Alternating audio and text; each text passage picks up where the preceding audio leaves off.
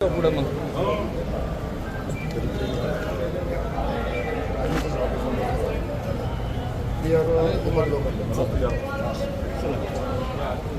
बक्षील बक्षील ते ना नीचे चला चला चला घेऊ काय हां हां उचलून घेऊ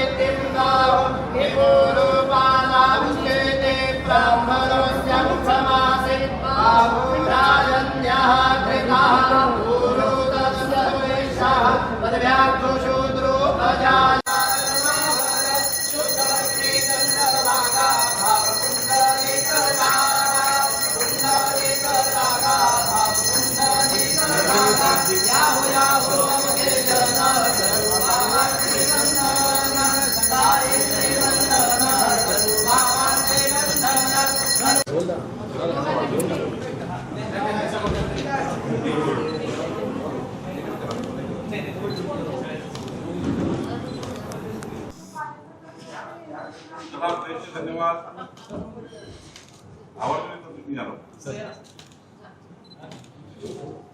4/1992 पासून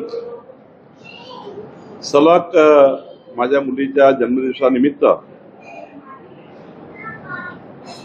सलग 34 वर्षापासून शिर्डीला येतोय दर्शनाला आणि आजच्या दिवशी मी शिर्डीमध्ये असतो आणि आज मुलीचा जन्मदिवस आहे आणि शिर्डीमध्ये आहेच तर मी विचार केला की अहिल्यानगर जिल्ह्याचे महसूलचे नागरिकांचे काही प्रश्न आहेत त्यांची निवेदनं घेणे त्या निवेदनावर मग आमच्या प्रशासकीय बैठका होणे आणि आलेला प्रत्येक व्यक्तीचं निवेदन हे जे नियमात आहे आणि नियमात बसून करता येत आहे असे सर्व निवेदन मी मार्गी लावणार आहे आणि मला असं वाटतं 300-350 निवेदनं प्रत्येक वेळी मी जिल्ह्यामध्ये गेलो की येत असतात.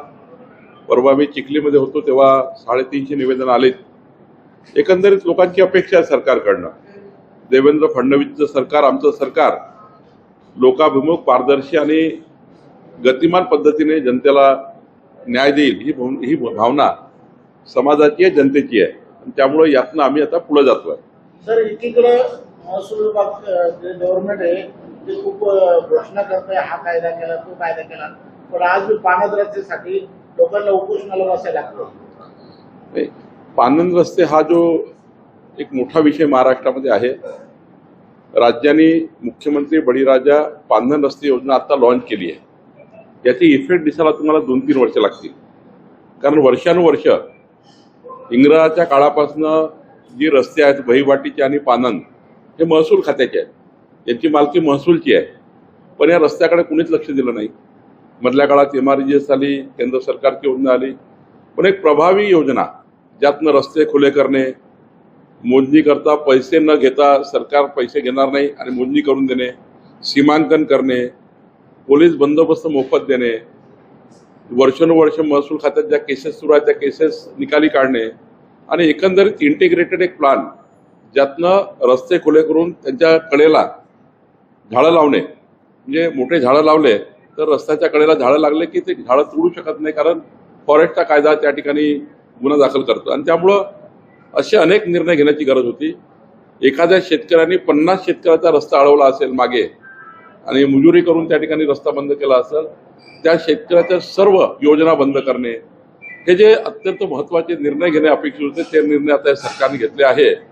7 महिने झाले योजना लॉन्च झाली पण मला या गोष्टीचा अभिमान आहे आणि अधिकाराचं अभिनंदनही करायचं आहे महसूल खात्याच्या.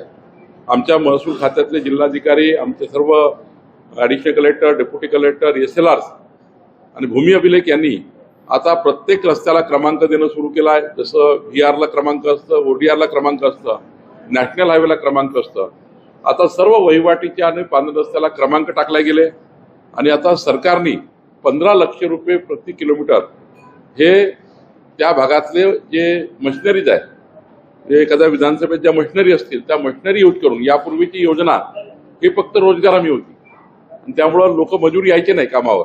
आता मात्र सरकारने 15 लाख रुपये प्रति किलोमीटर योजनेला देणार आहे. पुढच्या 4 वर्षामध्ये मी हा दावा करणार नाही की सारं बदलेल, पण 80% शेतकऱ्याचे पांढरे रस्ते मोकळे होतील आणि शेतकऱ्याचे रस्ते पूर्ण होतील. डीपीसीच्या माध्यमातून आम्ही याचे प्रावधान केले आणि मोजणी करण्याकरता खाजगी सर्वेअर 100 सर्वेअर आता अहिल्यानगर कलेक्टर घेणार आहे आणि एक सर्वेअर, खाजगी सर्वेअर जो असणार आहे तो 20 मोजणी प्रति महिना करणार आहे. 2000 मोजण्या प्रत्येक महिन्याला होतील आणि माझा विश्वास आहे पुढच्या 6 महिन्यांनी फक्त 15 दिवसामध्ये मोजणी कुणाची करता येईल. हे अत्यंत महत्वाचं आम्ही या ठिकाणी मॉडिफिकेशन आणलं आहे. एकंदरीत इंटिग्रेटेड पांढऱ्या रस्त्याची योजना पाहिजे होती, ही आम्ही करतोय. मानसरेंनी जे पुस्तक लिहिलं छत्रपतींच्याबद्दल, त्यामुळं संजय गायकवाडांनी जी प्रकाशनाला शिबिर घेतली त्यामुळे कुठेतरी राज्यातलं वातावरण दिसतंय आणि कारवाईची मागणी त्यांची. मला एवढंच वाटतं की कुठल्याही व्यक्तीने, समाजातला कुठलाही मोठा असो छोटा असो, लोकप्रतिनिधी असो, कुणी छत्रपती शिवाजी महाराजजीबद्दल बोलण्याचं सर्वांनी विचार करूनच त्या ठिकाणी स्टेटमेंट केले पाहिजे. छत्रपती शिवाजी महाराज ऊर्जेचं स्थान आहे आणि आपल्या सर्वांना, या देशाला, जगाला, आपल्या सर्वांना जी ऊर्जा मिळतं ती नावातनं मिळतं. त्यामुळे जरा उल्लेख करताना सर्वांनी सांभाळून केला पाहिजे. कार्यक्रमामध्ये बागेश्वर जे बाबा आहे त्यांनी देखील छत्रपतींबद्दल जे वक्तव्य केलं, ते कुठल्या तरी एका पुस्तकाचं त्यांनी एक उदाहरण दिलं. पुस्तककारांनी पुस्तकं लिहिले, त्यातनं इतिहासामध्ये कमी जास्त प्रत्येक ठिकाणी वेगळ्या पद्धतीने लिहिलेलं आहे.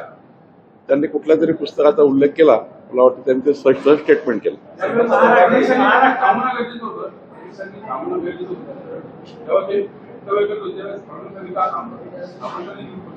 त्यांनी पुस्तकाचा काही दाखला दिला कुठल्या तरी, आणि पुस्तकाचा दाखला दिल्यामुळे आम्हाला तेव्हाही वाटलं की पुस्तकाचा दाखला आहे काय. हे जे साहित्य, हे महापुरुषांबद्दलचं जे साहित्य लिहिलं गेलंय जसं छत्रपती शिवाजी महाराजांचं, हे जे ऑडिट होणं गरजेचं आहे, कारण की कोणी काही लिहून ठेवतं त्याचा दाखला दिला जातो. एकदम तुमच्या मताशी सहमत आहे. छत्रपती शिवाजी महाराजांचा खराखुरा इतिहासच त्या ठिकाणी मांडला गेला पाहिजे. काही पुस्तकामध्ये चुकीच्या नोंदी आल्या त्या वगळल्या गेल्या पाहिजे. शासन याची खबरदारी घेत आहे की अनेक ठिकाणी वेगळ्या पद्धतीचे उल्लेख आले आहेत. या उल्लेखातनं आपल्याला खरं खुरं नवीन पिढीला समोर आलं पाहिजे आणि अशा पद्धतीचे उल्लेख हे पुस्तककारांनी टाळले पाहिजे, जे त्या ठिकाणी वास्तव नाही आहे, जे त्या ठिकाणी घडलंच नाही आहे. आणि मला असं वाटतं हा इतिहास जो आहे जितक्या पारदर्शीपणे समाजामध्ये पिढीसमोर जाईल, मला वाटतं यातनं खूप चांगला विकसित म्हणजे येणारा भारत हा मजबूतीने घडेल. मला वाटतं याच्यात थोडा संशोधन करण्याची गरज आहे. श्रीमंत कोकाटेंनी त्या बागेश्वर रामाच्या बाबावरती टीका केली, त्याचा निषेधही केला. त्याच्यात त्यांनी असं म्हटलं की रामदासाची जागा जी आहे ती छत्रपतींच्या पायाजवळ किंवा त्यांच्या छत्रेजवळ सुद्धा असू शकत. रामदास हे जे उल्लेख आहेत ज्यांनी करायचे आहेत, मला असं वाटतं कुठल्या इतिहासकारांनी काय लिहिलं, कुठल्या इतिहासकारांनी काय बोललं यापेक्षा त्याचं सर्व फिल्टर करण्याची गरज आहे आणि यातनं आपल्याला खरं समाजासमोर गेलं पाहिजे आणि असे उल्लेख नेमके टाळलेच पाहिजे.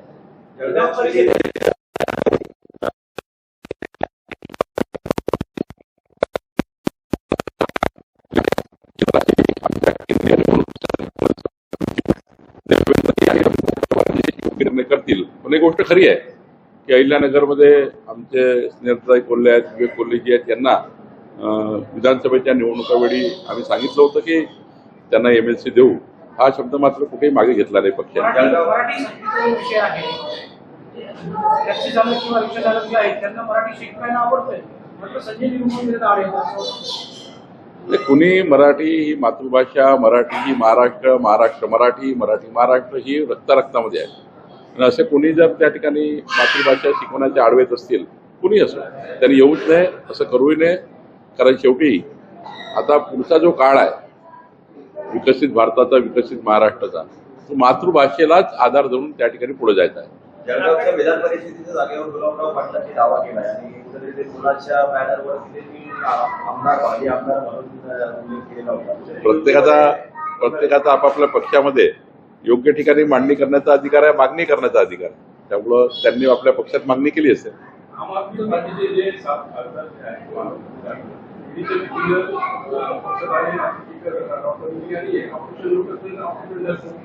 हे आता कॅसेट जुनी झाली आहे. हे विरोधी पक्षाची कॅसेट आणि जुनी झाली आहे. कुणी पक्षात आलं म्हणून काही ईडीचा धाक होता, काही सीबीआयचा धाक होता. आपण एक कडू समजलं पाहिजे. उद्धवीच्या काळात आम्ही हेच सांगितलं होतं की त्यांचे खासदार त्यांना का सोडून चालले, त्यांचे आमदार का सोडून चालले, आपचे खासदार का सोडून चालले, तर आत्मचिंतन त्या पक्षाने केलं पाहिजे. पक्षाने लोकप्रतिनिधीला आणि कार्यकर्त्याला जपण्याची क्षमता असली पाहिजे. ती क्षमता जोपर्यंत राहणार नाही तोपर्यंत लोक असे उड्या मारतील. आणि त्यामुळे मला असं वाटतं की याच्यामध्ये केजरीवालने आत्मपरीक्षण केलं पाहिजे. का आपले लोक चालले आहेत, का आपली चूक झाली आहे. कोणी किती या ठिकाणी बोलू द्या, कुठला पक्षाचा नेता कधीच सुटत नाही. त्याला काहीतरी मोठे संदर्भ असतात. काही संदर्भ असेल, केजरीवालने याचं आत्मपरीक्षण केलं पाहिजे. बंगालमध्ये कपाल ठेवेल यावेळी मला वाटतं, कारण ज्या पद्धतीचं मतदान झालं आहे, मला असं वाटतं की प्रचंड लोकांनी मतदान केलं आहे आणि यावेळेस ममता बॅनर्जी घरी पक्क्या जातील हे मला वाटतं. भाजप सत्तेपासून मोर्चे काढताय. नाही, आता सत्तेमध्ये किंवा विपक्षात याला मोर्चाचं काही आपण जोडू शकत नाही. एकाच वेळी सत्तेच्या लोकांना असं वाटलं की हे आपल्या हृदयाच्या विरुद्ध होत आहे, भावनेच्या विरुद्ध होत आहे, समाजाच्या विरुद्ध होत आहे. आज बघा, मी शेवटचं सांगेल तुम्हाला, 350 महिला खासदार होण्यापासून थांबवल्या गेल्या. 142 महिला आमदार महाराष्ट्रात होणार होत्या, त्याला थांबवण्यात आलं. मला वाटतं की बाकी जाऊ द्या, राजकारण गेलं राजकारणाच्या ठिकाणी, पण एवढ्या मोठ्या महिला 350 महिला खासदार झाल्या असत्या. राजकारण आजूबाजूला जाऊ द्या, कुणी काय टीका करायची. प्रधानमंत्री मोदीजींनी काय म्हटलं, 350 महिला खासदार आम्ही सभागृहात आणतोय, 142 महिला आमदार विधिमंडळात येते आहे. हे महत्वाचं होतं. त्यातच मला वाटतं एक मोठा आळा बसलेला आहे. 2023चा कायदा काढून लागू करा. नाही, 2023च्या याच्यामध्ये तुम्ही किती लोकांना प्रतिनिधित्व देणार? 543 म्हणून किती लोकांना देणार प्रतिनिधित्व? आणि मतदारसंघ बघा ना, आता इथे सुजय विखे खासदार राहिले आहेत, आता खासदार आहेत.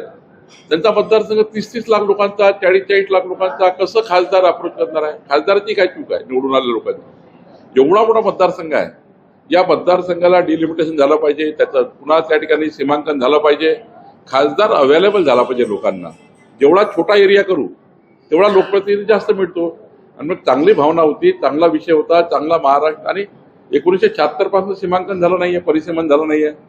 मला असं वाटतं थोड्या याच्यामध्ये अधिक जर काँग्रेसने आणि विरोधी पक्षाने विचार केला असता तर आमच्या 350 महिला खासदार झाल्या असत्या, 142 आमदार झाल्या असत्या. बंधू अशोक खरड पाठोपाठ संगमनेरमध्ये राजेंद्र गडगे एक बंधू समोर आले, त्यानंतर मनोहर भोसले समोर आले. यांची जर संपत्ती पाहिली तर ती आपणही विचार करू शकत नाही. इतक्या मोठ्या प्रमाणात महसूल विभागाकडून या सगळ्या संपत्तीवर टाळतील. महसूलने हा विचार केला आहे की जे काही आमची SIT आहे या सर्व प्रकरणाची, SIT ज्या ज्या अधिकाऱ्याचे नाव मला पाठवत आहे त्याचा अंतिम रिपोर्ट येणार आहे. त्यात महसूलचे अधिकारीचे नाव येतीलच आमच्याकडे. मी एकच सांगेल, हे लोक बळतर्फ होते, अशोक खरातांना साथ देणारे, ज्यांनी पूर्ण इन्व्हॉल्वमेंट दिसतं आम्हाला जमिनी खरेदी करण्यात, जमिनी लाटण्यामध्ये, काही ठिकाणी त्या ठिकाणी व्यवहार करण्यामध्ये, आर्थिक व्यवहारामध्ये. आम्ही सर्व तपासतो आहे, घाई करत नाही आहे. पण SITला आम्ही विनंती केलेली आहे की आमच्याही खात्याचं असेल तर आम्हालाही पाठवा. ज्या ज्या खात्याचे जे जे लोक आहेत त्यांच्याकडे तुम्ही आमचा रिपोर्ट पाठवा, आम्ही कारवाई करू. शेवटचा प्रश्न, साईबाबांचे भक्त आहात, विश्वसमंडळ कधी येईल साईबाबा संस्थांवर? साईबाबाची ज्याविषयी आशीर्वाद होतील आणि मला वाटतं मुख्यमंत्री देवेंद्र फडणवीसजी लवकरच निर्णय घेणार आहे.